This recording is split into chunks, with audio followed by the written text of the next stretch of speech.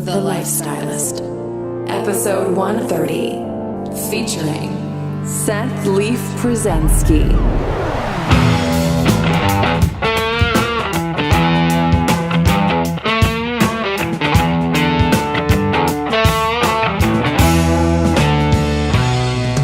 I'm Luke Storey, a former celebrity fashion stylist and founder of School of Style.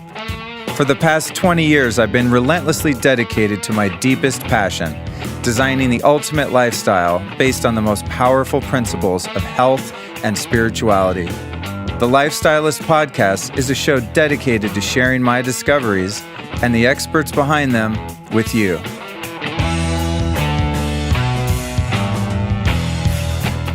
This show is all about building the ultimate lifestyle, right? And a huge part of that is optimizing not only your sleep, but your sleep environment. So I'm super stoked to tell you guys about Altera Pure, who make the highest quality, organic, pesticide-free, non-GMO sheets and bedding that I've ever discovered. A lot of stuff on the market is actually pretty fake ass, I gotta tell you. I've looked into this a lot. It's actually very difficult to find high quality, truly organic cotton. So Altera Pure is doing it right. I've got them myself on my bed. They are insanely high quality, and it's a very great company because they really support the environment, social sustainability, and they're absolutely transparent. So I want you to go to their site, alterapure.com, and when you get over there to pick up some sheets, you can use the code Lifestylist and save yourself 15%.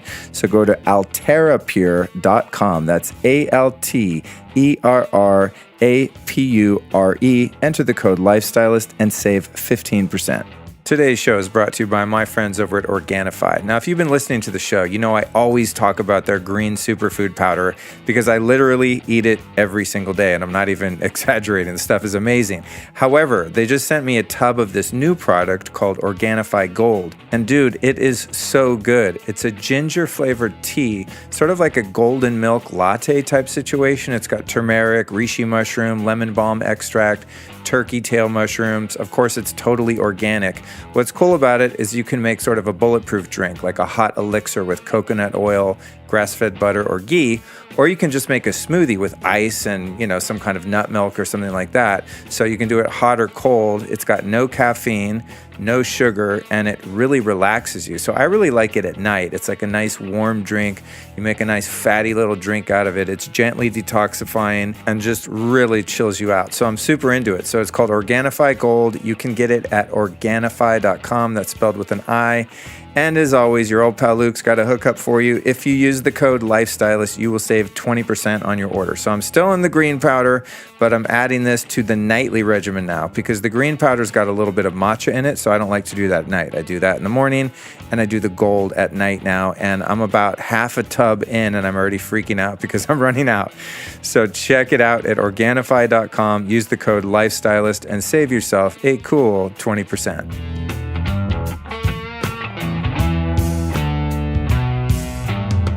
Here we are at episode 2 in the Water Wars Trilogy. I want to encourage you to go back and listen to number 1 with Daniel Vitalis, which came out on Tuesday, if you didn't happen to catch that. That is one hell of an epic episode all about water. Now we're in part 2 with my friend Seth Leaf Pruzansky from Tourmaline Springs.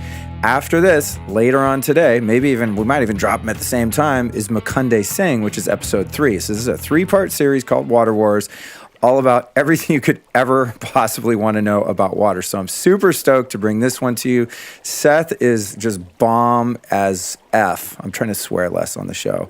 Dude just has such an amazing perspective on many things, not the least of which being water, obviously. I also want to remind you that next Tuesday, we've got episode number 132 with Aubrey Marcus from On It. That is a badass episode. You don't want to miss that one. Then we've got a couple events. Tomorrow, I'll be hosting a panel and a major biohacking lab all day at Whitma Live at Noya House in Hollywood. That's March 24th, tomorrow, Saturday. If you're hearing this later, whoops, you missed it. Then we've got the Longevity Now Conference, April 6th through 8th in Anaheim, California. To win tickets to that event, here's what I want you to do. Open up your text app right now. No, I'm serious. Pull the car over, stop what you're doing. You don't have to pull your car over if you live in LA. Just do it at a red light. No, don't do that. Keep it safe, kids. Seriously, text me the word Longevity Now, all lowercase. Your phone's going to want to make that L uppercase. Don't do that. All lowercase, Longevity Now to the number 44222. So open up your text app, enter this number, 44222, put the word Longevity Now, all lowercase. It only works on a U.S. phone. If you don't have a U.S. phone, you're shit out of luck. My bad.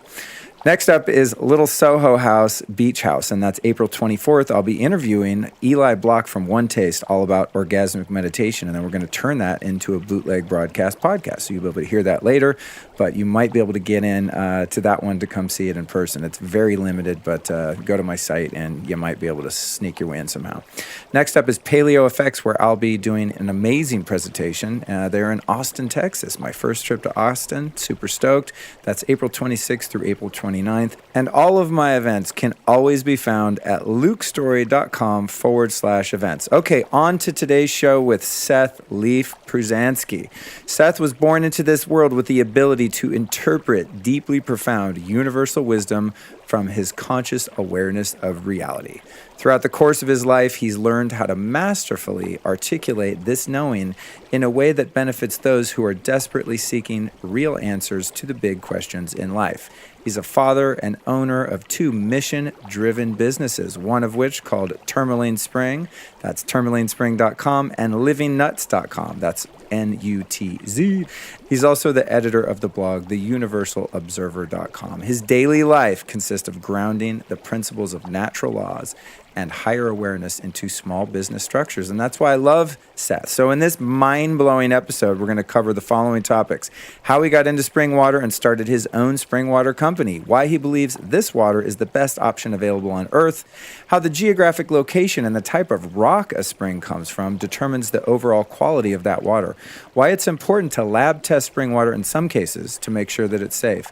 And then the most fascinating thing about this interview was something called primary water and why it's the most absolutely pure water on the planet. Really trippy stuff. And this is something I didn't know, and I consider myself kind of a water savant.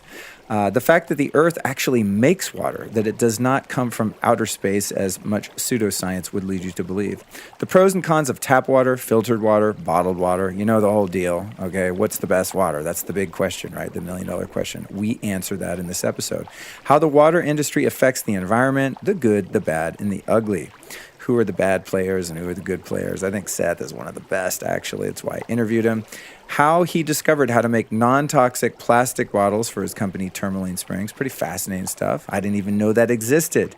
And then how you tell if a specific spring is safe and why the media has recently attacked the spring water industry. Really interesting stuff, okay?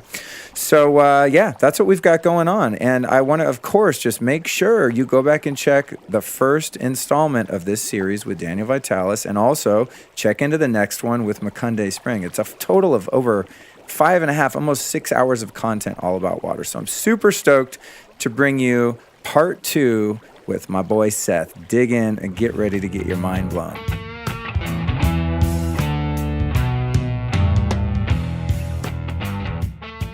Seth, what's up, bro? Good to see you again.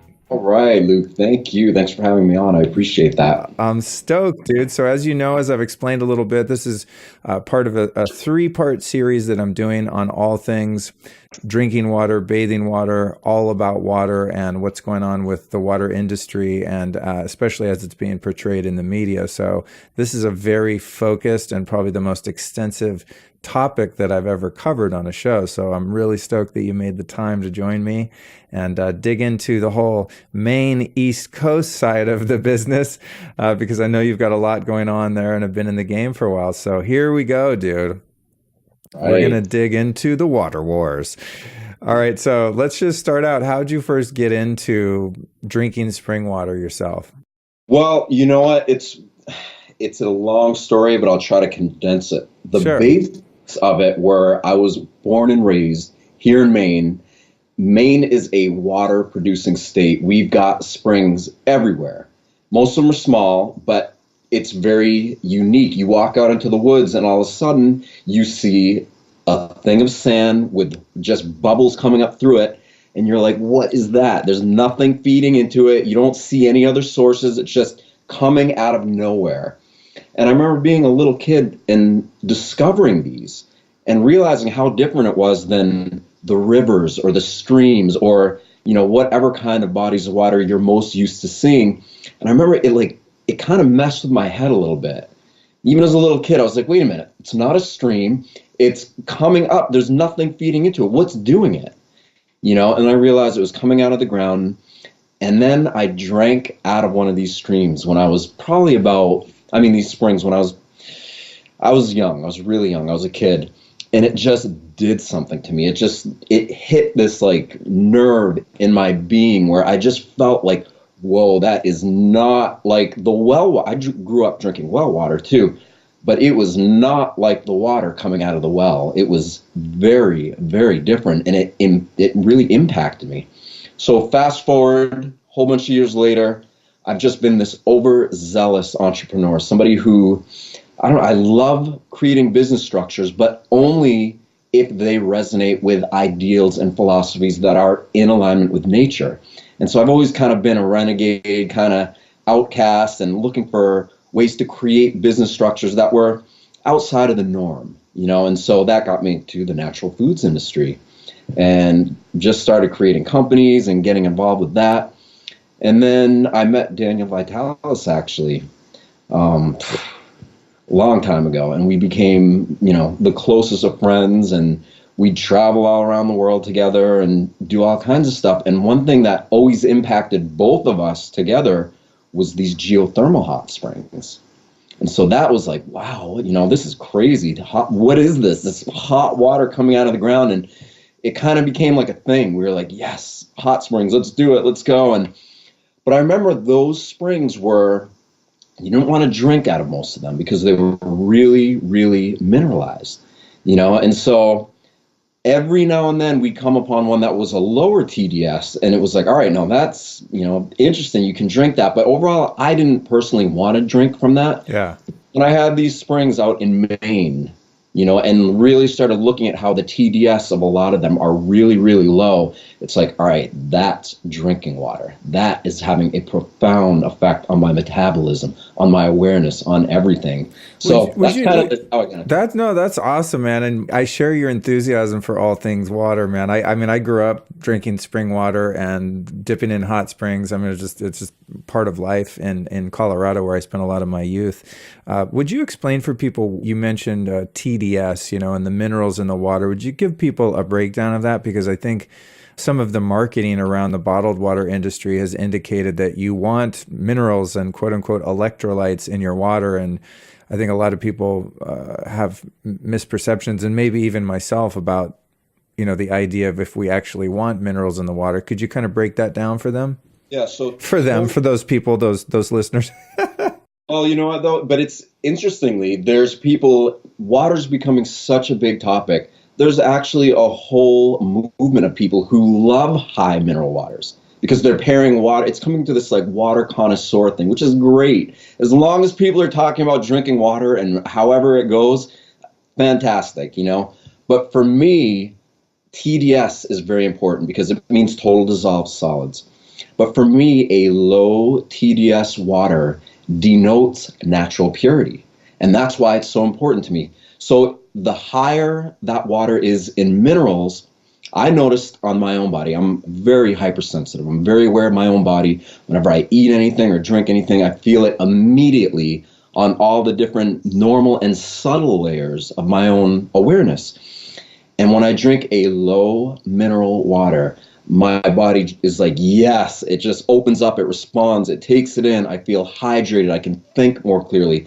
When I drink mineral waters, it almost has like a sluggish effect on my body where my organs are like, they're just kind of processing it and breaking down. And, one good indication of that, and, not everybody can see this, but like right now I'm in Maine, it's midwinter, it's freezing cold, there's snow everywhere. And it gets really dry at times because we don't, everything's frozen. All the water is frozen, the snow, everything. And so I take on my wood stove, you have to have water going to put some humidity and moisture into the air, or else you get dry skin and everything. But I have well water, and the well water here actually comes from a big aquifer. But you can see the mineralization. Every time the water, burns off and it just burns away. And then what's left is a thick, residue of minerals on the bottom of the pan. And I'm like, wow, you don't see it obviously in water. You don't see minerals and it's clear. But when it all evaporates, you see what is left behind.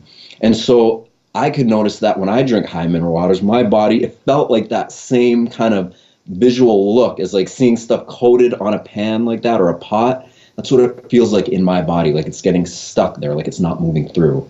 Right. So low levels is important for me. Yeah, it's like that chalky stuff that's left. I always use glass cookware to heat up water, especially. I mean, obviously, I don't have a glass frying pan, but that's how I heat up my tea or coffee or elixir water. And when I have like the Mountain Valley spring water, which is, I wouldn't say at the top of the food chain, but that's pretty good water, for most commercial water. But when I boil that versus when I boil the spring water I get from live spring water out here, even some of the springs I go to myself, there's like this lime scale, this chalk sort of stuff left over in the Mountain Valley. And the same would be true, obviously, for tap water, which is usually pretty high TDS. So I've like really geeked out on that and hunted for springs that I have my little TDS meter. I actually have a video on YouTube where I show how to collect spring water and I show the TDS of the spring and all that. And it is for us water connoisseurs, there is definitely a different flavor profile and a different hydration profile that I think is fairly universal.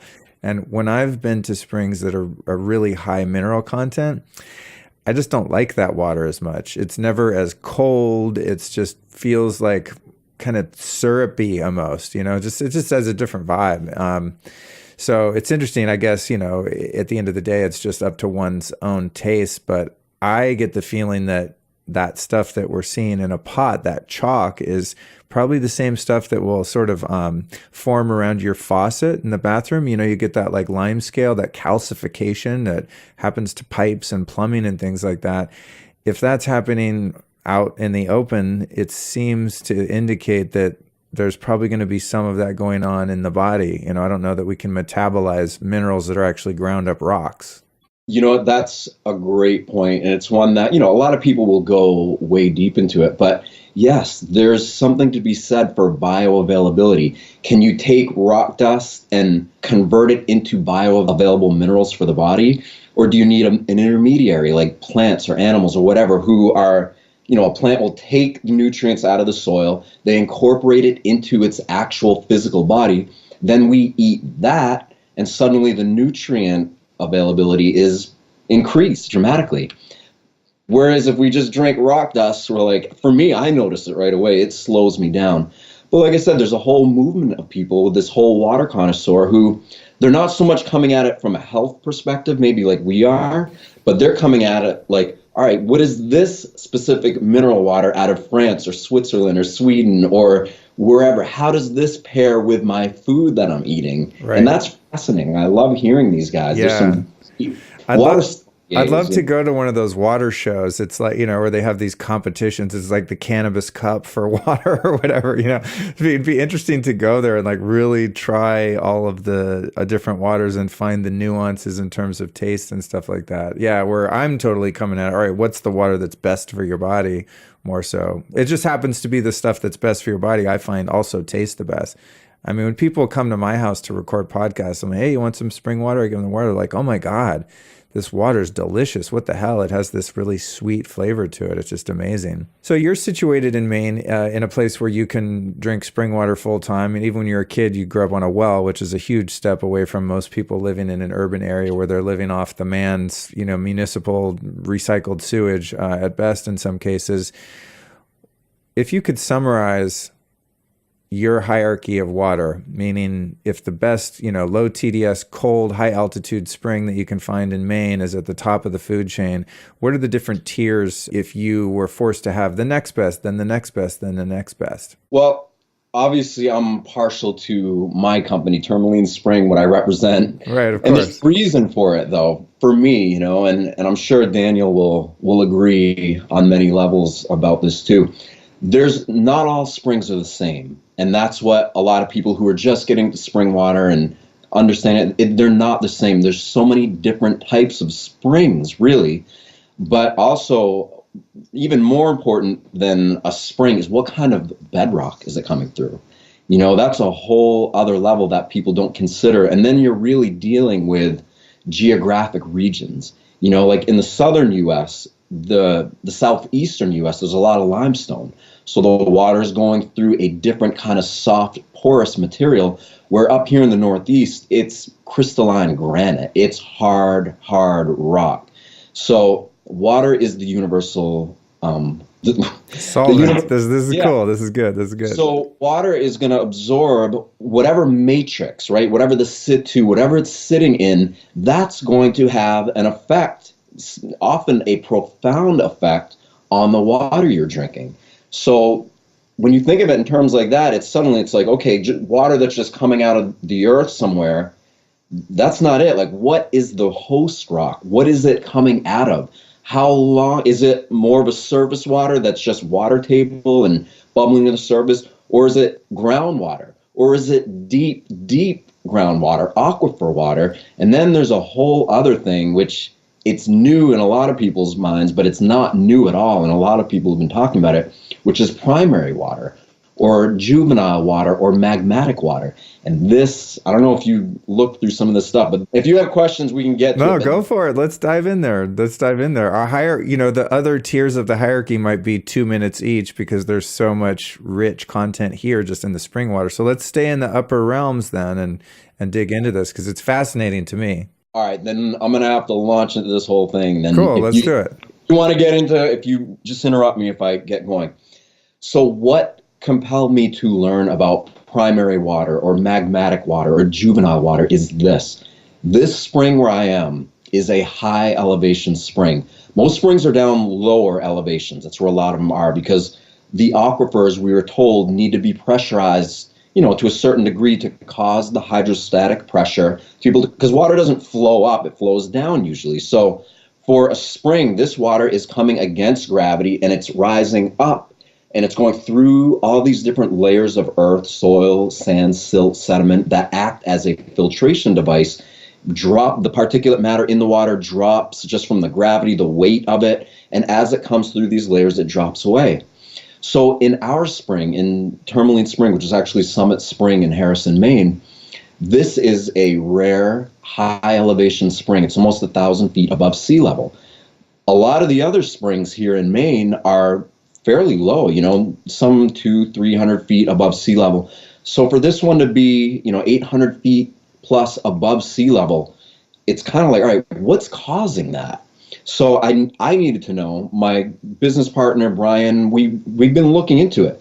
We had hydrogeologists come up here, water chemists, different people who have tried to help us understand this anomaly of what's causing this much hydrostatic pressure to push that amount of water, because this isn't just like a side of the road, water coming. This is a big amount of water just coming out of the top of a mountain.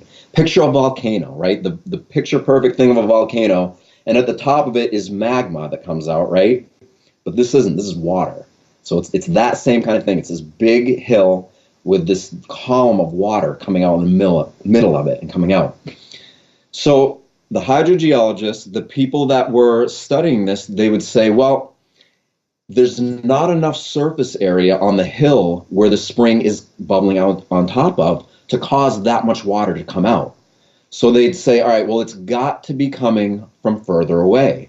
But the only and further away and higher up. But the only thing that is higher up in that area that would cause that much pressure is the White Mountains in New Hampshire, which are 50 miles away. And then they would say, well, that's impossible. It's not impossible, but spring water doesn't usually travel that far. They call it horizontal traveling. It's a long way. It can come from that far away, but it means that it's going to be coming through the bedrock and the water table. And if it did come from that far, it would have a much higher TDS because it would literally be going through horizontally, coming through all these other layers of earth and then being pressurized. And so they didn't like that explanation of it. They're like, well, it just, and some like, I don't know. There's no way to explain it. It's a rare geologic phenomenon. Then finally, this guy, John Dyer, he's a water chemist. He's a 40-year veteran. He owned this A&L Laboratories up here in Maine. He said, have you ever heard of primary water? and I didn't know anything about it. And he said, that's probably what this is. He's like, there's no other way to explain it. And so the primary water thing is crazy when you think about it, because it shatters everything that we think we know about water on the earth, because we've always been told that there's only a certain amount of pure water left on the earth. Water is scarce. It's, we've been fed this idea of scarcity, that there isn't enough pure water to go around, and we need to covet it and hoard it. And if you have it, you're lucky, and all this stuff. But the explanation of why pure water is so scarce, and it's funny, a lot of people don't even consider this stuff or think about it, but we're told that the water that exists on this planet, in the oceans, the lakes, whatever bodies of water there are, comes from outer space. Have you heard that? Yeah. I think I said that yesterday in another interview. I was like, and I guess I hear some of it comes from space. I don't know how that works. So for a long time, for most of the time, a lot of scientists, they're not saying this so much anymore. They're finally coming to. I've been arguing with these scientists, and that's the one thing they don't want to argue about. But a lot of them, like water structure, you should hear some of these guys, like mainstream science, it's so close-minded. But the one thing they don't argue with is this concept of primary water, because it's not debatable. It's been proven. But anyway, so these guys, basically, they got me into figuring out what this was, and the whole thing is dispelled. Water doesn't come from asteroids and meteors and comets, which is what we've always been told. That it's literally all the water on the surface of the planet comes from outer space. And I've even seen some scientists who have calculated over the past 4 billion years that the Earth has formed, this many comets have landed, and there's been this much water on each comet or meteorite, and it's created like crazy stuff, So, but anyway, this is what we were told, that this is where the water on the Earth comes from. Not true. Some of it comes from space. There's no doubt about it, little bits. But do you really think it's enough to fill up the oceans of the world? That's a lot of water, The truth now that's coming out is that the water on the planet comes from the Earth. The Earth is literally making water. It's a magmatic process. Just in the way all these metals and minerals and everything that the Earth is creating, water. I mean, we're just talking about hydrogen and oxygen coming together and being created. So this idea that water actually is coming from the Earth was something that scientists were like, well, we don't know. But a bunch of them started proving it. And there's a layer of what's called ringwoodite. It's a mineral. It's a stone that's where this water is being held. And then it started coming out, guess what? There's more than 3 to 4 times the amount of water that's on the surface of the Earth in the Earth, and it's potable. It means that it's clean. You can drink it. And they were trying to prove if this was true or not, and they've proven that it's true. There's water there. So not only is there water there, but the fact that it's clean and that it's potable. I have a friend who has something called the Primary Water Institute, and I urge everybody to check it out. It's a non-profit organization. I'm working with him. Part of my business structure is to help this man who has studied this stuff forever. He's a geologist, A geologist has a very different understanding of how to access water than most people. This guy has drilled hundreds of these wells all around the world, in sub-Saharan Africa, in places where they don't have water, and provided massive amounts of water for people that don't have it. He said, can you imagine the feeling of suddenly seeing this village in Africa of people who don't have water to drink? Water just starts coming out of the ground after he drills into it. They lose it, fathers and mothers and kids, they start crying because it's like, what the hell, So people refute this, but here's a great way that people can think about primary water is an oasis, right? An oasis in the desert. There's no water table going on, right? It's a desert. There's just nothing but sand and, no moisture hardly, nothing in the air. Yet all of a sudden, out of nowhere, there's this one little area, there's water bubbling up. There's palm trees, there's life. That's primary water. So water is bubbling to the earth all over the place. And it changes everything, because we know that's what we represent, and that's what this spring essentially is, but it's a fascinating topic. It's Dude, really that's That's badass. I've never heard it contextualized in that way. And also, this is one of the great mysteries that I always trip out on when you're in the middle of the mountains and there's just water bubbling up. And especially when you're at an altitude that exceeds all of the land around, like the spring I was talking about the other day, I think on Daniel's show, his episode was the spring near Meeker, Colorado. It's 10,000 feet up. There's nothing for 100 miles of there. And it's like, how the hell does that water get, and so much just gushing to the top of that damn mountain? And all the local guys come by and water their horses, and they don't even think about it. It's just part of life there, But I'm always looking, how does that work? It's just so fascinating to me. It's almost as if primary water. It's almost as if the planet is, the water is like the blood of the planet, and there are these organs and arteries underneath the surface, and then they sort of spring leaks. If you think about a spring, say that primary water coming out of the top of the mountain, then turning into little, springs, then brooks, then creeks, then rivers, ending up back in the ocean, popping back up into the clouds. It's almost like, from your perspective, then, this primary water idea is that the earth is replenishing its own water supply constantly. It's making water and it's pushing it out. And it's funny because people always say, oh, why do you call it sacred? Because I call it sacred living water. It's like, really? How long do you have for me to get into this with you so you can understand how sacred and profound it actually is? But yeah, you're absolutely right. The earth is creating water. There's massive amounts of it. These springs, these primary water sources are coming out everywhere. I mean, they're all over the place. And so these primary water sources then, just by definition, would mean that water hasn't been on the surface of the planet during the Industrial Revolution. Like, in a sense, that water is either too old and it just hasn't made its way back up here yet, or it's new and it's been created and therefore has no chance for contamination or, being toxic, essentially. I think a lot of people on the filtration side of the industry, the companies that make those, a lot of them are pretty disparaging against spring water because their claim is that all springs are contaminated by the very nature that we've had nuclear testing going on since the 50s or whenever that was, and that you have fracking and you have just all this contamination of the groundwater. And many of them seem to blanket all springs into like groundwater or aquifer water that has been through the cycle during the Industrial Revolution, and it's impossible for it to not have radiation and all this wacky stuff in it. But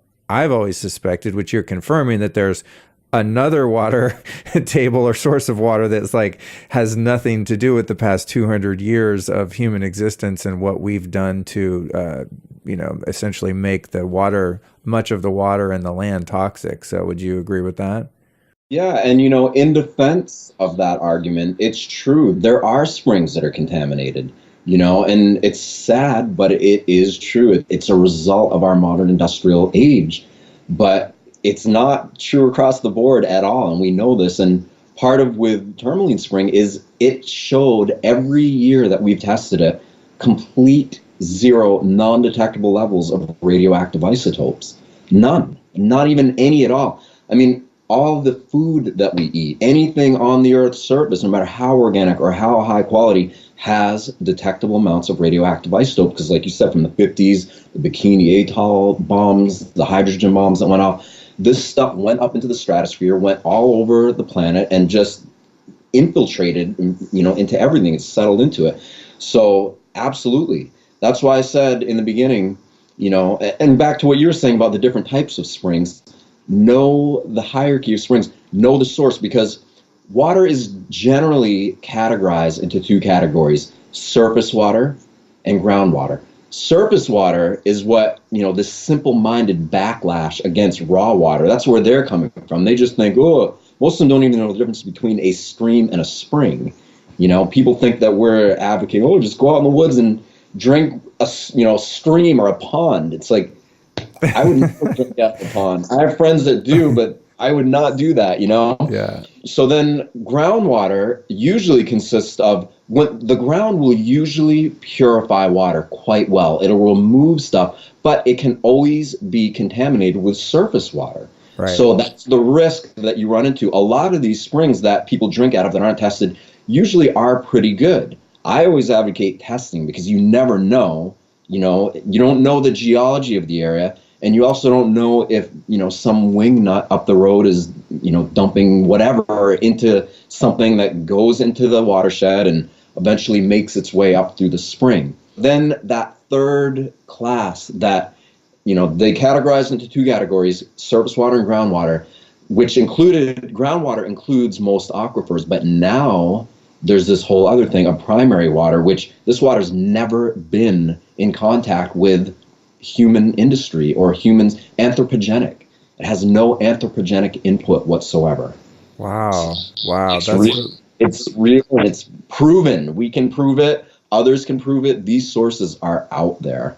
Wow, that's very cool. That's really encouraging, I think, for people that, especially with the fear mongering, like the supposed shortage of oil and the shortage of water, and then that this water is somehow dangerous. And a little bit later, I want to get into some of the media and give some counterpoints to that, because there's a lot of misinformation. I guess it's click worthy. It's getting people, they're making money off clickbait advertising, saying really sensational negative things about the whole water thing. So I, of course, want to get into that. First, I want to ask about, you mentioned that people would be advised, especially a lower altitude spring or a spring that's kind of suspect and has land above it where there could be houses or who knows what, anything that has potential for contamination. How would one get some water tested if they have a spring down the road, but they don't know if it's safe, et cetera? Yeah, I mean, look at labs. We use national testing laboratories. They're fantastic, but there's a lot of other labs. A lot of states will have, it's funny, actually, not even, like Maine, we have 2 drinking water agencies that oversee drinking water in the state. Most other states only have 1, and a bunch of states don't have any at all. So usually you can check in with someone from the state or wherever you are, and they're going to have references, or check in with a lab, any kind of water lab. Because, let's face it, 43 million Americans in the United States drink raw, untreated water out of their well right now. A lot of these people will test their water, and you do want to test it. So, yeah, there's labs. People can check. Yeah, I guess in the context, if you go buy a home that's in a rural area that's on a well, I mean, to me, that would just be kind of a common sense thing and a fairly normal practice to get your water tested before you move in there to see if you can drink the water, et cetera, right? Common sense, really. Yeah, I mean, generally, okay, yes, the earth, even in shallow springs, the earth cleanses this water, because when it's funny, people put a Brita filter. It's like, what do you think is in that? They're earth elements. It's the same thing that's in the earth. Water is being filtered through this thin little thing, that you put on the end of your faucet or whatever. But the earth is doing that at a level that is way more extensive than a little filter. Yeah. And, it's been doing it forever, so. Yeah. That's a funny thing. Yeah. Okay, cool. So the testing, because I've been drinking just with reckless abandon out of springs for a lot of years now. And I don't know if there's a pipe coming out of the side of the road. I'm not too discerning about it. I just kind of vibe it out. Seems like people locally are drinking it and stuff. But I recently had my gut biome tested, and I had some funky bacteria, some dysbiosis going on.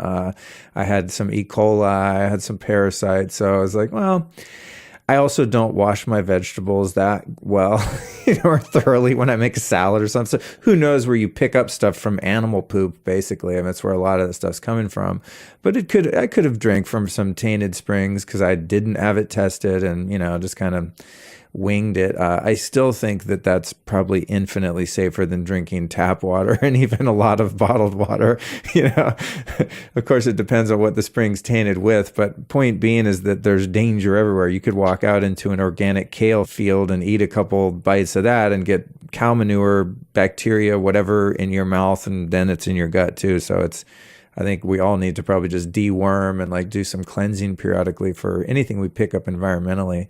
But I like the idea of giving people the option, hey, if you're concerned, go find out. We found a spring here in Hollywood the other day, and it's tasted pretty good. It was fairly cold. It didn't taste very mineralized, but there's houses up above it that are on who knows what septic system, or the LA septic system. I don't know. So Makunde is getting that water tested just kind of as a service to the community. which is cool. But that would be one I'd be a little suspect of because it's not at the top of a peak. It's really in the middle of the city of freaking Los Angeles on a hiking trail.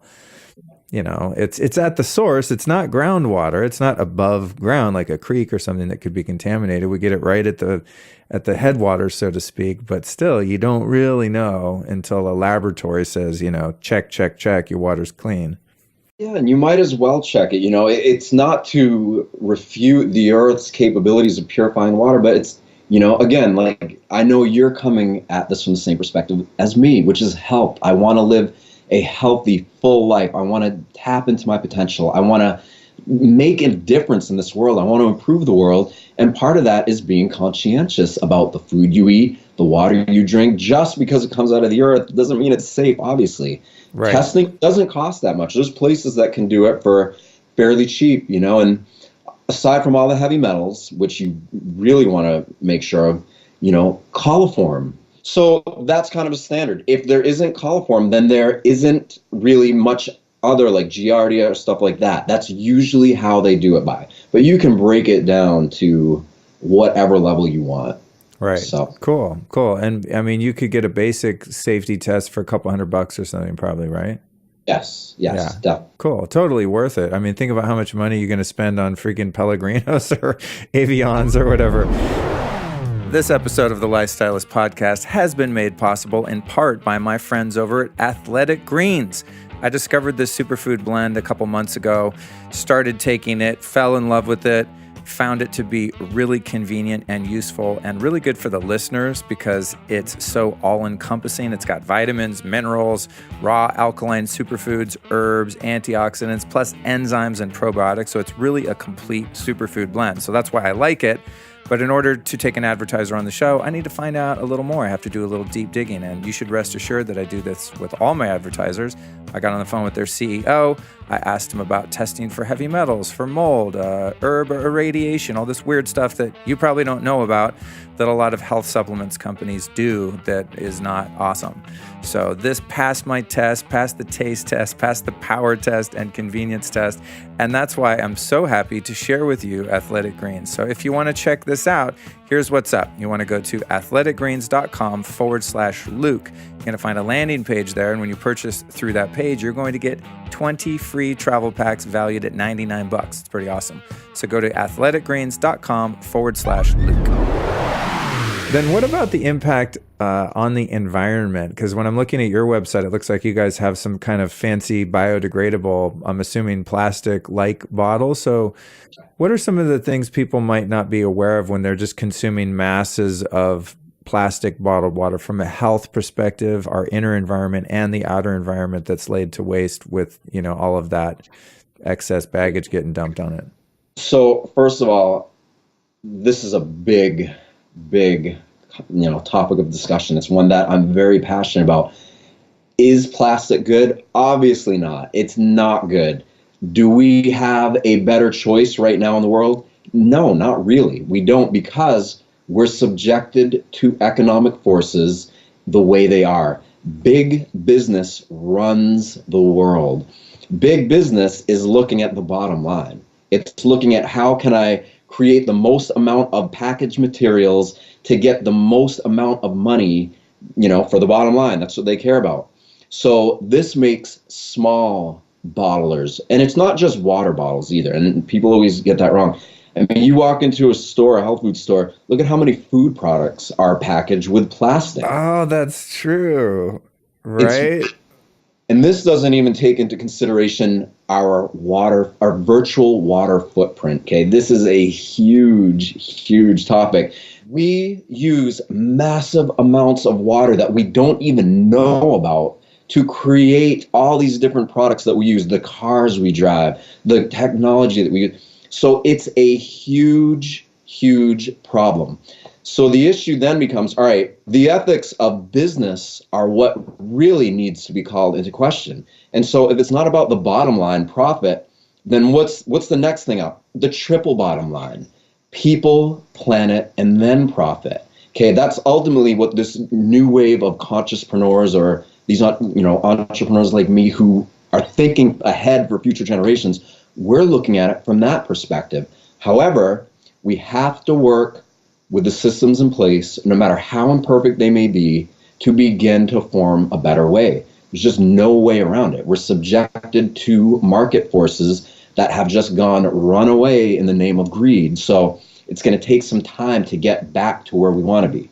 Now, in my situation, we started with something called Enso bottles. So we started with glass, actually. Daniel and I and Brian, we all did the original raw water in glass, but these guys were hand bottling it up there. It took, the cost of goods, because you can't adjust the economy of scale, is so high that people aren't going to spend $6 for a liter of glass. I mean, some do, but it doesn't work for anybody, So we looked at, all right, well, what's the next best thing?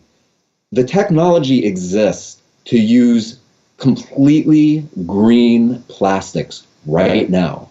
It completely exists. It could be incorporated and enacted immediately, but guess what?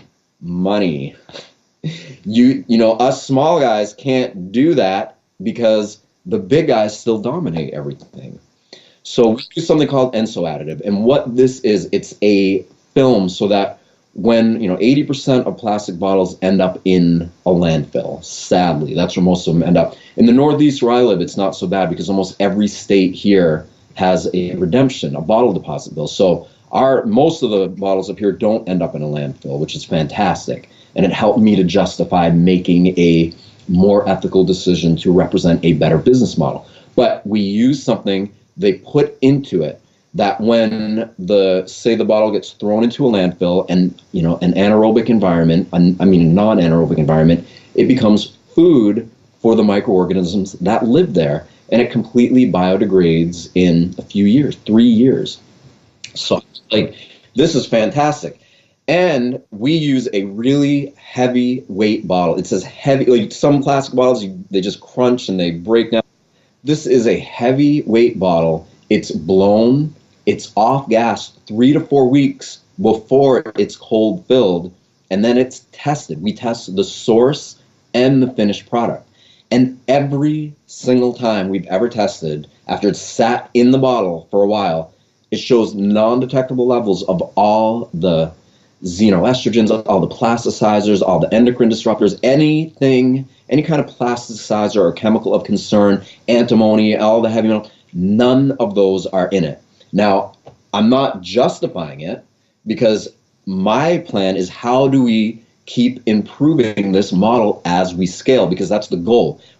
I hate using these cliches, but Rome wasn't built in a day, right? It wasn't built in a week either. We're talking about industry, business, the way business is conducted from a greedy perspective is what has brought us to this point where corporations are poisoning our world. So we have to begin to use the same thing that ruined the world to make it better. It's not a quick fix like us Americans and us Western people. We want it now. It takes time. But you know what? I would rather be proactive and taking steps than be anti something. I have so many people who sit around and they complain, use plastic bottles, or what are you doing? What are you doing with your life? You're sitting on your couch complaining. I don't have time to complain because I'm too busy really looking at the big picture and figuring out how I can make a successful business model that thinks generations into the future. Right. That's cool, man. Yeah, that's a really valuable statement there in the end, because when you look at a lot of the media and not only the news, but just politics, it's a lot of people in this country right now are really pissed and bitching a lot. But I tend to hear more bitching than hey, here's an alternative, here's a solution. I think as human beings, some of us are really prone to problem thinking rather than solution thinking. And on a micro personal level, that's something that's taken me years and years to improve upon, is when I'm put in a situation that's not working, is instead of just getting caught in that negativity of fighting that darkness, I try to find some light and bring that in and just come at it from a fresh point of view. So I think that's a very cool attitude to have as an entrepreneur. And, with more people like you in the world doing business, small companies that are mushrooming out like that, it has influence too. That's the cool thing. So someone else is going to hear you on this podcast and they have an idea for a product that's forward thinking and maybe is not competitive with the current market, but we create competition, we create market through demand and through awareness, which is why it's such a great thing. You have Costco and Walmart have organic food, man. That's amazing. I mean, think about how far we've come just from building awareness and educating people like this. Super cool. You said that, actually. And it's funny because a lot of people will be like, okay, well, you're pro small business and you're anti big business. And it's like, no, that's not it either. I'm pro everything. I'm pro making like, yeah.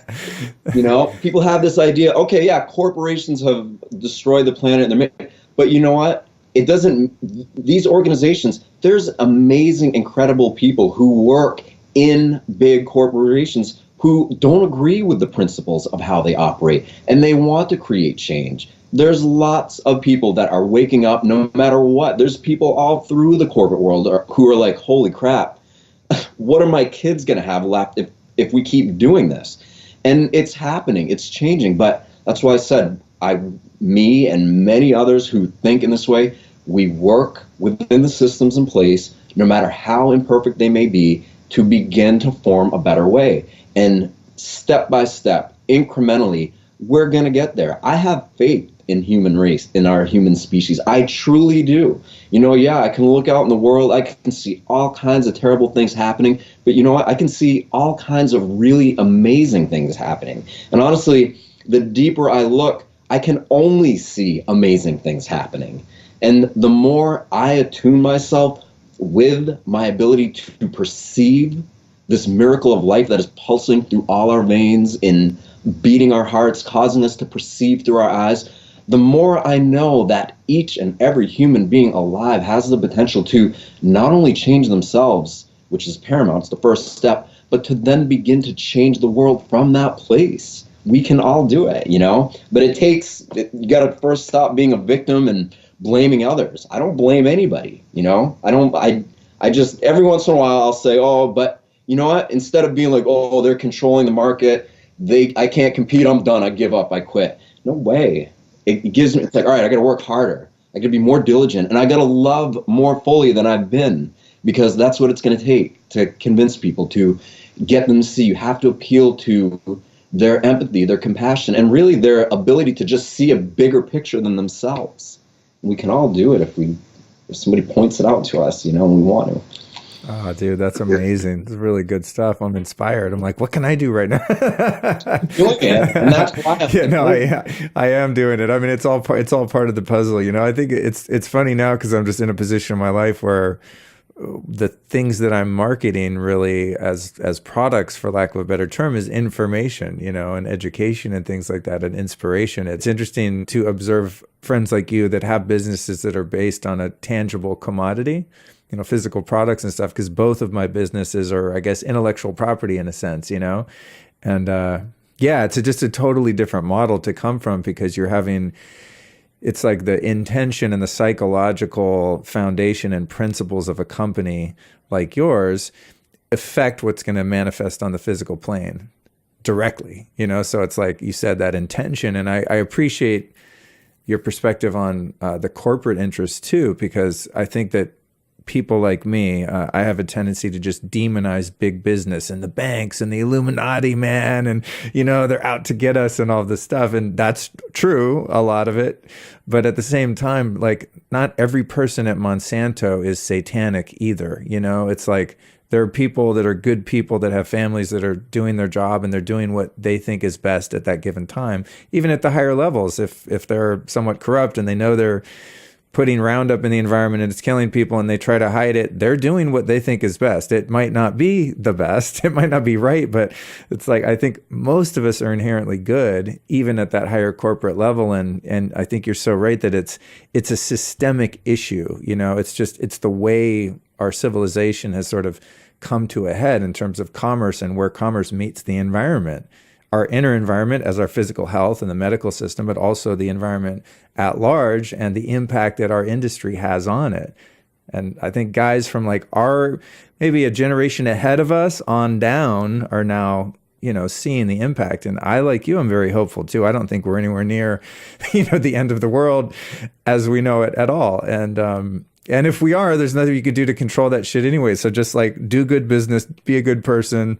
Like I love how you said, work on yourself first. Like I see so many people out campaigning to save the world, and like George Carlin said, I think it's like, dude, you can't even get along with your uncle or your mother-in-law or something. Like just take care of your own little corner of the yard first, and then maybe you can branch out and have an impact. So it's fun to hear this stuff, man, from another entrepreneur's perspective. Well, but for what you're doing, why like your job, what you're doing is so important is because there's been this conditioning to perceive things in a very fear-based, lack of information sort of way, that in order to begin to reverse these negative and destructive trends that we're experiencing, we need to be informed. We need to be able to perceive things in a way that we're not currently used to seeing them. Like people are like, oh, you're so good at thinking outside the box, but it's like, I think in the box, out of the box, to the left of the box, to the right. I like literally work my mind,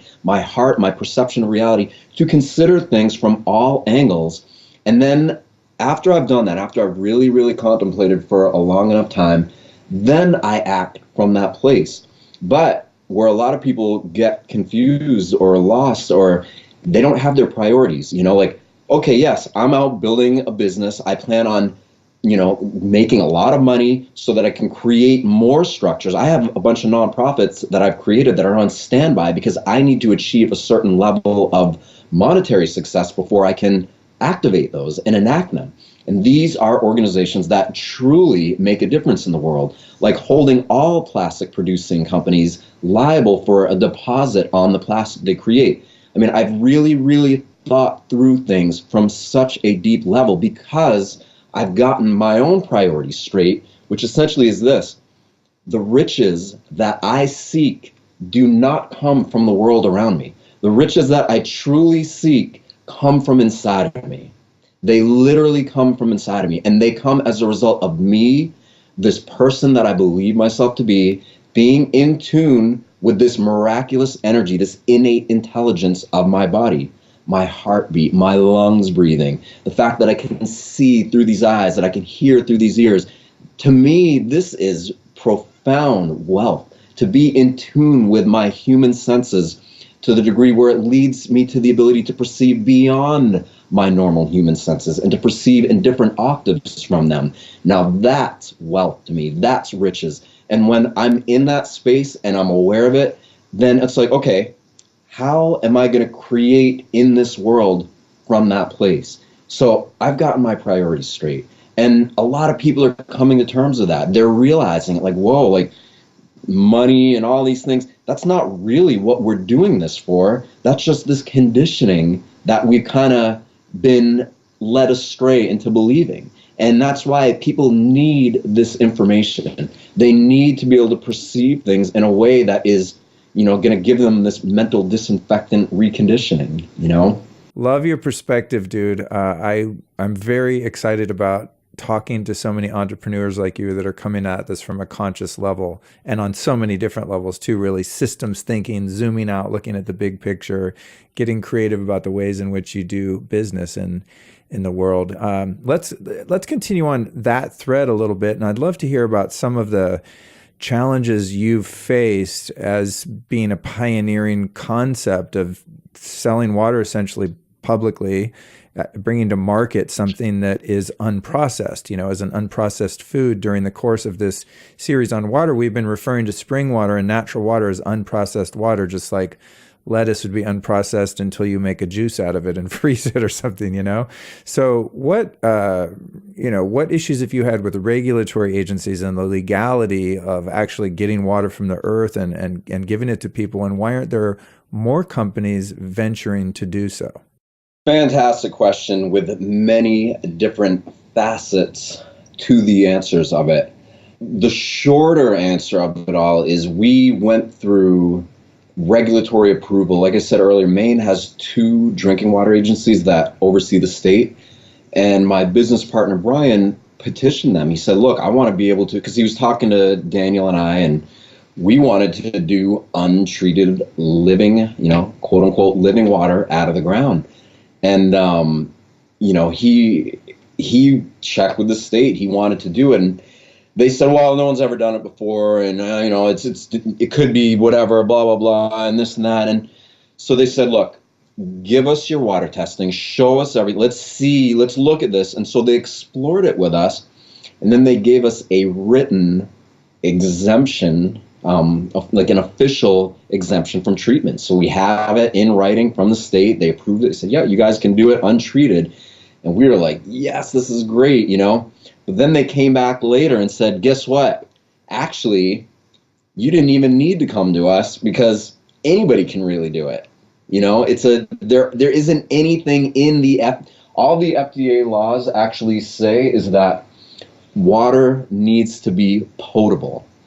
And so when you think of it, it's like, well, okay, of course there isn't a lot in place to dictate whether or not people can drink untreated water, because 43 million Americans drink untreated water out of their well every single day, so how are they going to regulate all that? So no one's really sold bottled water in this country untreated. So there haven't been a lot of systems in place to determine it. Now that's kind of scary. We're hoping that a lot of people aren't going to be like, okay, I'm just going to start selling water. They don't have a source like we do, and like some of the others, like Mukande, like these are sources that are tested. They're clean. We know they're safe. A lot of people don't necessarily have the source of water that has comprehensive lab analysis to demonstrate the unwavering purity of the water. So they really can't just start bottling it and selling it, Right. Then we get back to this thing, like a lot of places, because, again, where I am, it's hard rock. So it creates its own flavor, its own brand of spring water that is, not brand, I don't want to use that word, but it creates a unique flavor. You get these really, really super cold, low TDS waters that you drink it and your body is just like, whoa, it springs to life. You literally feel alive. A lot of other places don't have the luxury of having such non-porous bedrock that we have, so the TDS, the water, is going to have much different properties. And here's another thing that a lot of people don't know. The higher the mineral content is in water, the easier it's going to grow algae and bloom and just turn green, and that will happen really quick the higher the minerals are. Oh, interesting, because there's sort of the building blocks of matter in there, right? There's more DNA, so to speak, going on in the water. More particulate matter for them to lock onto. Right. That's why a lot of people like the whole like New Age thing and everybody making fun of crystals and like, oh, and what do crystals have to do with anything? Because there's always like the animal kingdom, the plant kingdom, the fungus kingdom, the mineral kingdom. Yet nobody really understood what minerals or crystals had to do with the rest of life, with organic life. But obviously, it's all one closed loop system that are all interrelated. And they're saying a lot of these minerals, these crystals, the different elements in minerals create surface area for life to lock into. Oh, interesting. So it's almost like in water that's got a high mineral content, there's little bits of rock in there essentially that we can't perceive with our eye, but those rocks provide a foundation for microorganisms to then proliferate. It's almost like that dissolved minerals becomes little houses for creatures to grow in. I have to like Flintstonian some stuff at times, I think, for my own comprehension to get a very simplistic common sense point of view, but I like doing it for the audience too if things run a little bit deep, like, okay, how do I translate this to like a totally normal person that doesn't know what the hell we're talking about? I want to get into now, it's so fun being the host of a show because I can be like, what do I want to do now? And there's no show producer to tell me otherwise. But I'd like to get into, as we sort of wrap things up here, some of the media stories that have come out lately. The one outlet, I think it was New York Times, grabbed Mukande for some quotes and came to see him and took some pictures and put out a very sensational, extremely misleading fake news sort of profile on him.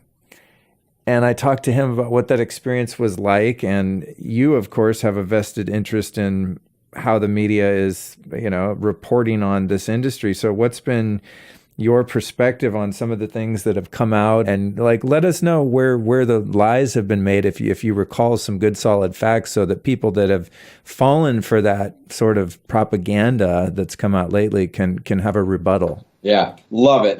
First of all, I got to give it to Mukande. He has taken a battering, like it's been some of the things I see, I'm just like, oh my God.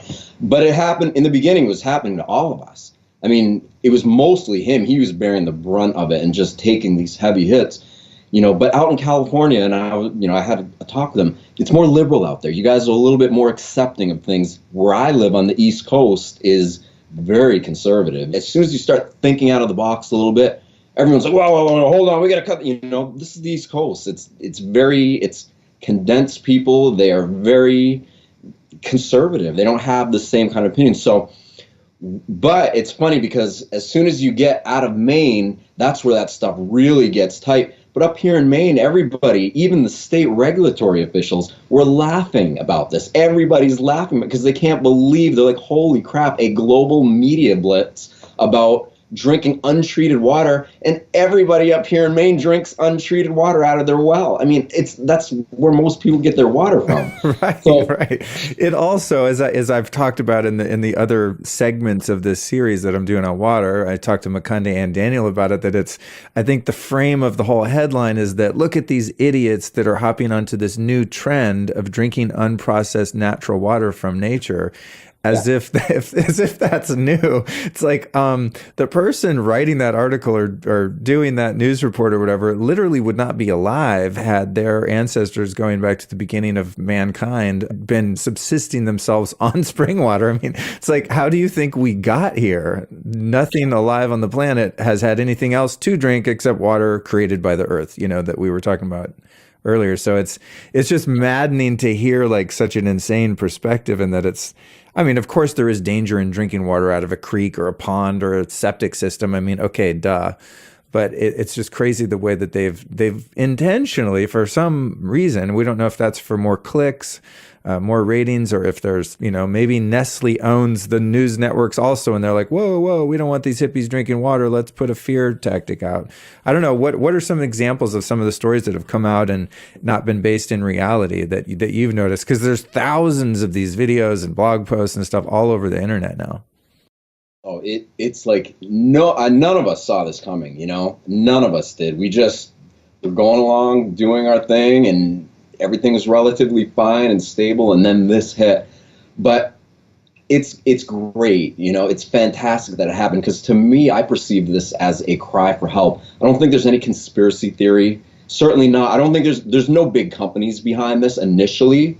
Nestle, none of those guys had anything to do with this. This just struck a public nerve, because you have all these people who are insulated from the natural world, who suddenly hear something like, oh, they're drinking untreated water out of the ground. They're not even out in the wilderness enough to understand what that even means. So in many ways, it's a cry for help, whether they know it or not. It's a subconscious cry of like, holy crap, I'm disconnected from nature, because I'm disconnected from my own inner nature, which is bacteria, which is the microbiome, which is all these things that a lot of people don't want to think about, because it kind of makes them queasy. They're sickened by their own existence if they were to really consider it deeply in that level, from a physical level.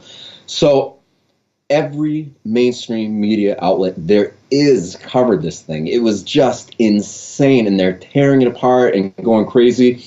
And this is what's interesting, okay? And I'm not, this isn't a conspiracy thing at all. This actually happened. And I wrote a quote. I said, people would rather laugh at the fable of the water they are not drinking than honestly face the sobering reality of the water they are drinking, okay? And what I mean by that is, right on 1/11, January 11th, right in the middle of this whole, like, battering against raw water or untreated spring water, which again, people didn't know the difference between a spring and a stream. On 1/11, the Environmental Working Group releases a bombshell report showing that 170 million people, more than half of this country, have been drinking carcinogenic radioactive tap water. Bam, dropped it right in the middle of us. So, people they're speculating, the people who are really paying attention are like, was this whole raw water diversion thing just to not get people paying attention to that? Because CBS reported on it, a bunch of big outlets reported on this, and it's a big freaking deal. More than half look at our cancer rates.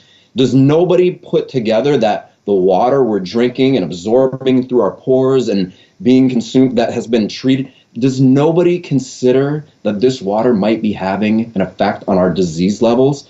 And it's funny because we did all kinds of interviews, and at first they were bashing us hard, and I would write to them, and I was like, excuse me, you didn't speak to us about it. You haven't contacted us. You're just making false claims, and you're actually infringing upon trademarks that our company has, and you're providing false information that isn't true. And some of them came back all threatening, like, oh, this and that. But then when we disclosed all the information to them, they started to change their tone.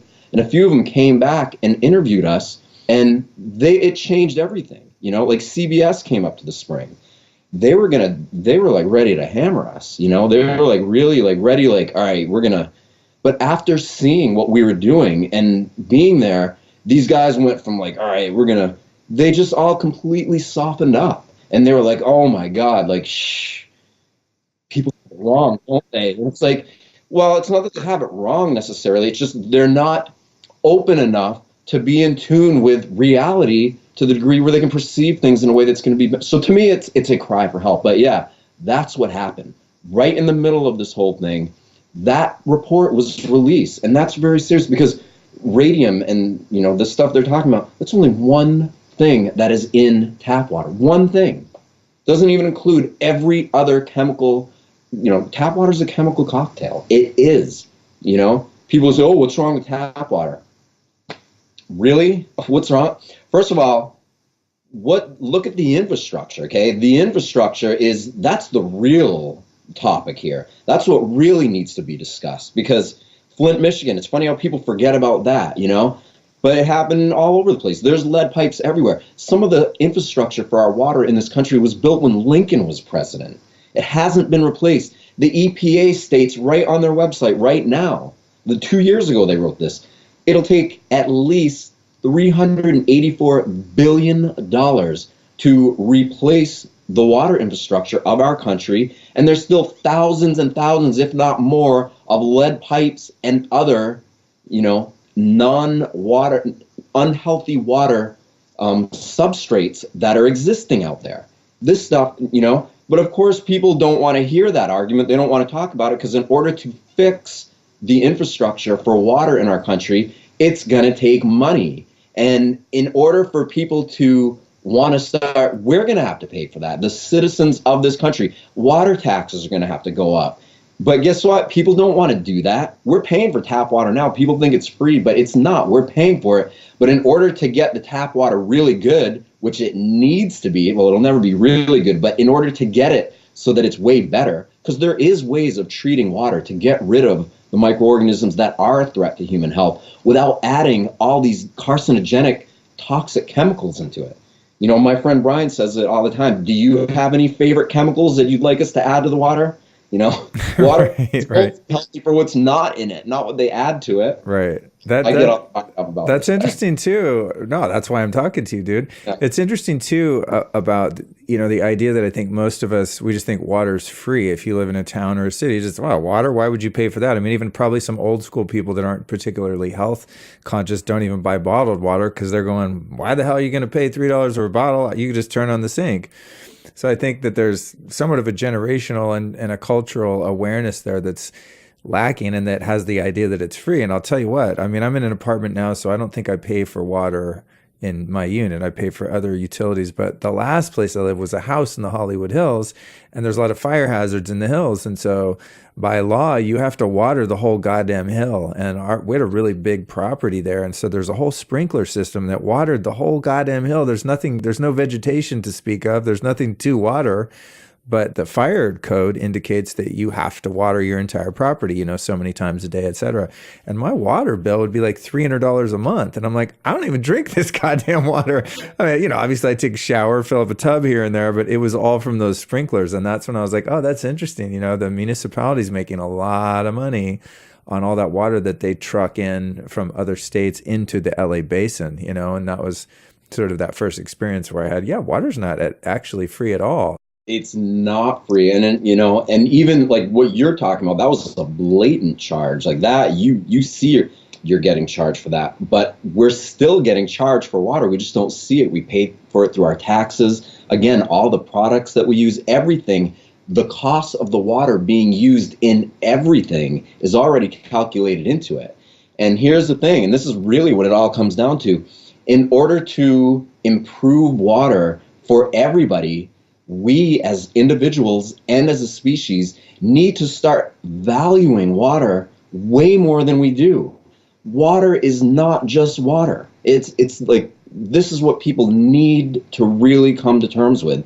There is such a distinct difference between water quality and water that is of low quality. And we need to start valuing water. And let's see, why would we do that? Oh, okay. 70% of our body by molecular weight is water. 80% of our brain is water. 93% of our blood and 99% of our cells are made up of or surrounded by water. Isn't it time to start valuing water more than food? The food we eat is grown with this same treated water if it's commercial food. Like, this is a huge topic that needs to be discussed for the welfare, safety, and benefit of all, but it needs to start with individuals waking up to the realization that the most predominant element in and of their bodies needs to be paid a lot more respect to it. It needs to have a lot more attention paid to it. Damn, dude, you're good. I swear to you, you need to be at a lectern, man. These are like really good speech bombs here. It's like you had a speech writer. I swear to God, it's really good stuff, Seth.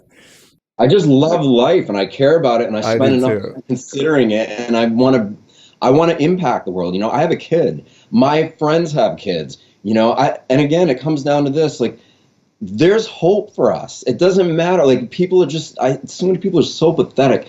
I know you've been through a lot of things. I've been through things that have killed bigger, better, stronger people. And you know what? I've lived through it, and it's for a reason. And it's because I love this life, and I trust this life, and I'm willing to confront the edges of my own self-limitations in order to get to a place where I can be a lot more empowered and then go out and empower others. And a lot of people don't want to accept this, but business, okay? Small business is how we change the world. That's what we have to work with right now. That's one of the most profound ways to change our world.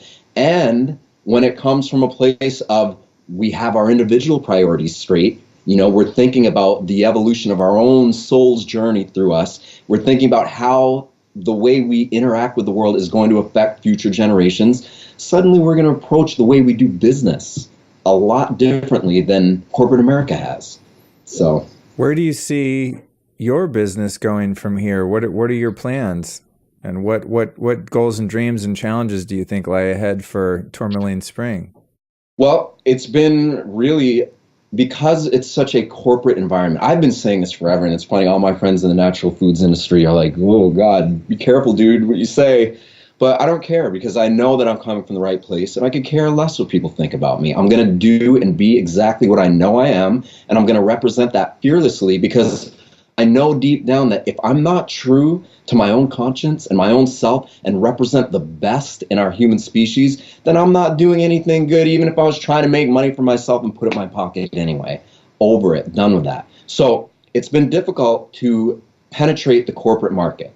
It really has, because the bottled water industry, much like the natural foods industry has become, is very much, and I call them entrepreneurial opportunivores. It's these people who, okay, they see a trend, they see a way to make money, and they're still just focused on the money, forgetting like the whole point of natural foods is to get back to nature, to get back to that place.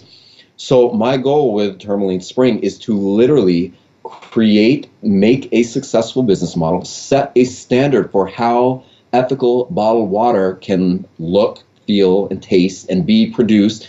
Use money, use our dollars to vote for businesses like mine that are going to make a difference in the world, and then use it incrementally as a platform. So Tourmaline Spring can be, along with Mukonde's company, along with Daniel, along with all these other people, there's amazing people out there. There needs to be a lot more water awareness going on. There's a woman who wrote a book called Water Codes, which you should check her out. She's amazing, Dr. Carly Newday. It's all about water structure, and I'm not even going to get into that. It's a whole other thing. But with my business structure, my plan is to work side by side with the Primary Water Institute so that we can bring water to people in the world that don't have it. There's people in this country that don't have it. We can drill these wells. They're non-invasive. It's just drilling a hole in. He knows exactly what kind of rock to drill into. And when he drills it, this primary water comes right up through. This is water that can be provided to people all over the world. This guy's been doing this for over 50 years, and he's been doing it under the radar because no one wants to fund it. People don't value water. They don't see it. So my goal is to create a successful business structure that works in conjunction with him to bring water to people that don't have it, and to use Tourmaline Spring as a platform that creates further educational awareness about the most important element of the world and of our time, water. Dude, that's amazing. I love that. And I'm really happy to be riding on the crest of that with you. And this just being the third of the 3 interviews that I've done on this and in the course of the last week, it's really cool that we got to cover more of this perspective because each one's had its own unique sort of flavor. And I really appreciate learning from you and your perspective. I think it's going to make a really meaningful impact on the listeners of this show to get such a dense amount of content on this one particular topic, especially at a time now where there's so much confusion or just ignorance. It's not even something people think about. But I'm super stoked to have been able to speak with all 3 of you guys about this because it's a question I get a lot now. Like, what's the best filter? Is alkaline water good? Should I get an RO or distilled? And how bad is bottled water? Where do I get spring water? Is it safe? I mean, I think the health conscious people in health and wellness are still a little bit dismayed here. So we've managed to create like a really value packed trifecta here. So in closing, you've taught me a lot, and I'm going to have to take a minute to digest all this and do the show notes and the intro and stuff. I'm like, wow, there's a lot unpacked. So I've learned a lot from you, as has our audience. Who have been 3 teachers or teachings that have informed your work that we might be able to go look up to learn even more? You know what? That's a hard question for me to answer because I don't really read a lot. I'm so focused. You know who's been my best teacher is my own spirit. Literally, the very innate, profound intelligence of my being that influences my human organism, right? When I'm in the world and doing things in the world and it's leading me like away from this innate intelligence of the body, I get lost. But when I stop, I recenter, I reprioritize, I get back into the balance of my being, then suddenly I am in tune with reality. It creates this bridge between the parts of myself that feel disconnected from reality and the part of myself, the core of myself, that truly is connected throughout all of reality. So the more I pay attention to that, the more I give my attention to that, the more I'm paid by the attention I'm giving to this profound innate intelligence that's causing all these crazy autonomic and functions of the body. So I learn a lot from that. With that, I'm super passionate about water. Like I said, Dr. Carly Newday, her book is so inspiring, and she's somebody you should check into. She has really profound stuff. Victor Schoberger, all these guys. I mean, Paul Power, he's a profound teacher to me right now. This is the guy I was talking about from the Primary Water Institute. This guy, I already told you before, but you got to talk to this guy. I mean, it's amazing to hear the reality of what's going on. Love is in the earth. Water is in the earth. The earth, there isn't a lack of water. Small business people, and that's why I always tell people, like, instead of voting for your state, whatever, your national officials, or you vote every day with your dollar. That's where your votes really count. So do you want to vote for people like me who are going to who are doing this. I'm not doing this for me. I'm doing this for everybody, period. You know, and I'm willing to stand up and testify in front of the eyes of the universe and say that. I have to live for the purity of my consciousness, which is very much like a spring out in the middle of the woods that's bubbling to the earth's surface. We have that a similar kind of phenomenon inside of us. There's a natural purity inside of us that is bubbling to the surface. And if we pay attention to it and drink from its waters, it imbues us with health and life and the ability to really be in tune with the greater flow of reality. So anyhow. Awesome, dude. When you wanted, but awesome. I love it, man. Thank you so much for the input. So how can people find you on the intraweb and social media? Give us some URLs and handles. So yeah, the website, Tourmaline Spring, that's Tourmaline Spring, just singular, no springs because it's a single source. Oh, I want to ask you, where is your water available on the East Coast? Is it just in Maine, or do you guys deliver out there? Is it at health food stores? How do people find it? Yeah, we're in probably like 600 or 700 stores from between Maine and Florida. It's mostly between Maine and the Mid-Atlantic. But as a result of this media blitz, we've experienced some growth. We just got a chain of stores in California, actually. Oh, nice, dude. Yeah. Lassen's picked us up. And they put us in that's great. There's a Lassen's about a mile from me. Nice, perfect. So yeah, they're going to have it there. Cool. A place in San Diego is hopefully going to be picking us up. But yeah, we're mostly in between Maine and Florida, but hundreds of health food stores and awesome, man. Stores. That's really good to know, because when I go out to the East Coast, I'm always kind of stuck on the water thing, trying to figure it out, and I just make the best choice available. But that's cool to know that I can seek you guys out when I'm out there. Yeah. Oh yeah. Come up and visit. That's what you need to do. Dude, I know. I was gonna go see Daniel in Maine a couple years ago when I was on a trip to New York, and then we had some scheduling issues that came up, and I canceled the ticket, and I never went back out. But yeah, I'm really looking forward to getting out there and hanging out with you guys. You got to come now, for sure. And I'll bring you up there and you'll see this yourself. And that sounds amazing, dude. Well, thank you so much for joining us, and I look forward to talking to you again, man. All right. Thank you. Thanks for having me.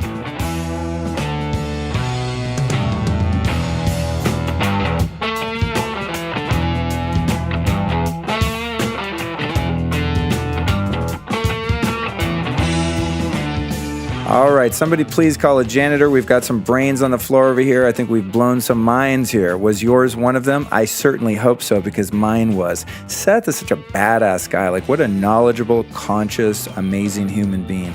How fortunate are we to get to meet people like him via our eardrums, right? So thank you so much for listening to this one. And of course, I know you haven't forgotten that our third installment in the Water Wars trilogy is coming up next with Mukunde Singh from Live Springwater. Now, he's kind of representing the West Coast while Seth is representing the East Coast. We kind of have a West Coast, East Coast rap battle going on. You know what I'm saying? Were you guys there in the 90s? Biggie, Tupac, right? Death Row, hello? Anyone? Okay. You might be too young to remember that. If not, that's what's happening here. But there's no wars, it's all love, and we're all talking about water. So check out part 3 with Mukunde. And then you definitely want to tune in on Tuesday for episode 132 with Aubrey Marcus from On It. Don't forget to go to lukestorey.com/events to get tickets to all my upcoming events, especially the one happening here in LA tomorrow at Whitma Live. This is going to be insane. I'm running a full-on biohacking lab all day, and I'm moderating a panel. It's going to be off the chain. Then we've got the Longevity Now conference. Of course, I want to remind you, if you want to win tickets, I'm hooking up 3 sets of tickets worth about $1,000 each. Here's what you have to do. Open your phone and text this number. The number is 44222. The word you're going to text me is Longevity Now, all lowercase. I don't want you guys DMing me on Instagram. I texted, it didn't work. It didn't work because you didn't listen. It's all lowercase, no capital L, all right? Text number Longevity Now to 44222 on a U.S. phone. If you've got an international phone, sorry. you're SOL, my friend, but you can win tickets to the Longevity Now conference. And then thanks so much to our sponsors. I know sometimes it's annoying when I listen to podcasts and I have to listen to ads. It kind of bums me out. But the thing you got to remember with the ads that I run on this show is not only are they making it possible for me to do this because there are many expenses, and the expenses actually grow the more I improve the show as I up the production quality and all of that stuff. But you wouldn't be getting this show without the sponsors, and I also don't run sponsors unless I really believe in what they do. Like, I've got to use their products. In fact, I just installed my Altera Pure sheets on my bed, and they are freaking fantastic. So go to alterapure.com. That's ALTERRA pure.com. Enter the code LifeStylist and you will save 15% off the most chronic bedding you've ever seen in your life. Then you can go to Organifi.com. No, I'm sorry. No, this is not it. Organifi.com/Luke. Enter the code LifeStylist and save 20%. And then we've got, of course, Athletic Greens, which is a fantastic company. You can go to athleticgreens.com/Luke. And all you have to do is just use that link, and they're going to send you 20 free travel packs valued at $99 with your first purchase. So thank you so much to our sponsors, and thank you so much for listening to the ads that I run on the show. As I said, it's a crucial part of what we do here, and I really appreciate you supporting those companies because they're all badass companies, and that's the only kind of people I F with. So more than anything, I want to thank you for joining me in this amazing trilogy all about water. Why don't you do me, yourself, and the world a favor and just share this episode with a couple of homies or someone you love right now. Thank you so much for joining me. I'll catch you Tuesday with Aubrey Marcus.